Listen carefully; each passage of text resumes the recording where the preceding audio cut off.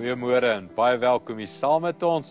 Nou ek wil vandag vir jou lees Spreuke 30. Nou Spreuke 30 is 'n spreuke van koning Asaf, waar die res van Spreuke iets van Salomo was. Kom ons kyk wat sê koning Asaf in vers 8.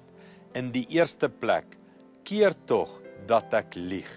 In die tweede plek, laat my nie arm of ryk wees nie. Gee asseblief vir my net dit wat nodig is. As ek te veel het, sal ek u verloon en vra, nou wie is die Here?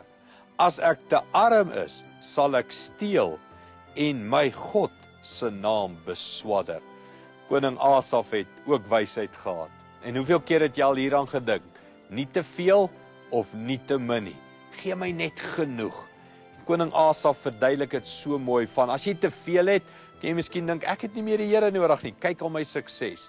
As jy te min het, kan jy dalk begin dink, ek wil meer hê en ek wil steel en ek wil oneerlik raak. Kom ek en jy gebruik hierdie beginsel van koning Asaf ook in ons eie lewens. En ons sê, Here, net genoeg. Iets van wat Jesus gebid het. Gee my vandag se brood. Nie te veel nie, nie te min nie. Sodat ek nie verloon nie, sodat ek nie kan begin steel nie.